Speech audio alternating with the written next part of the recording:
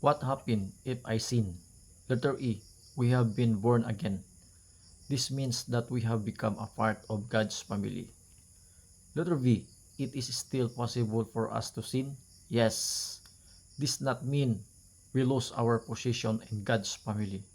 We are in the position of a disobedient child. Letter C. We must ask for forgiveness. We must tell our Heavenly Father that we are sorry. We will then restore our happy fellowship with Him.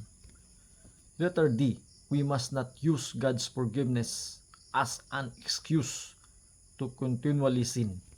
Although a Christian sometimes does not something wrong, he does not break his family relationship with God, even as a child do disobedient to his earthly father, is still a son or daughter.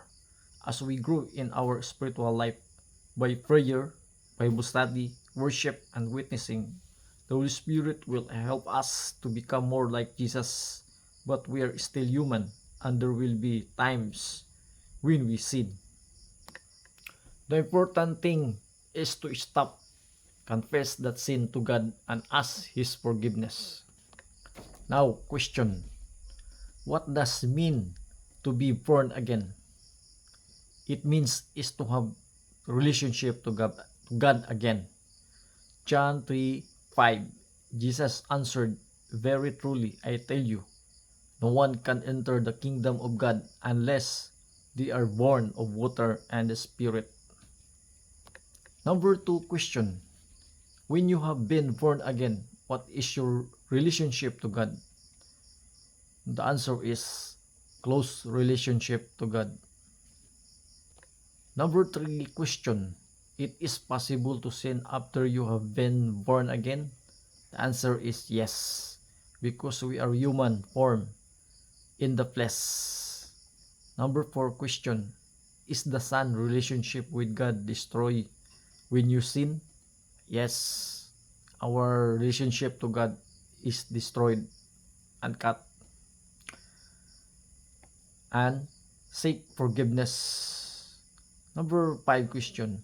What must you do if you sin? Confess and repent. Seek forgiveness to God. Now challenge to everyone. If you are born again, we must maintain our close relationship to God. We ask His forgiveness, His guidance, His strength, and power to resist the temptation.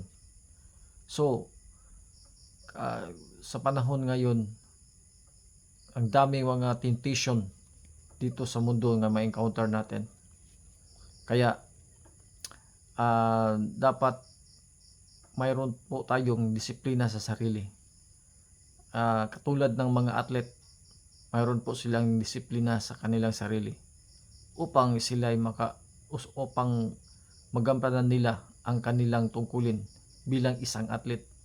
Ganun po ang may pananampalataya sa Panginoon. Mayroon po tayong malaking tungkulin sa ating Panginoong Hesus.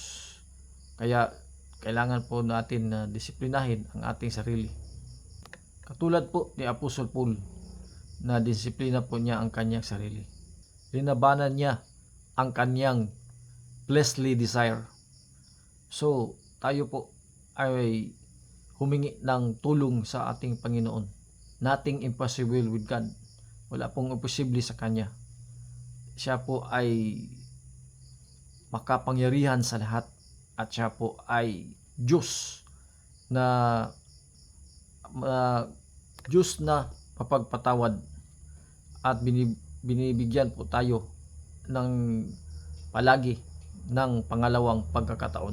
Magbasa po tayo palagi ng kanyang salita at manalangin po tayo palagi upang tayo ay gabayan ng Panginoon palagi sa ating puso, sa ating isipan. Yan lang po. Please follow, subscribe, like, and share. God bless you.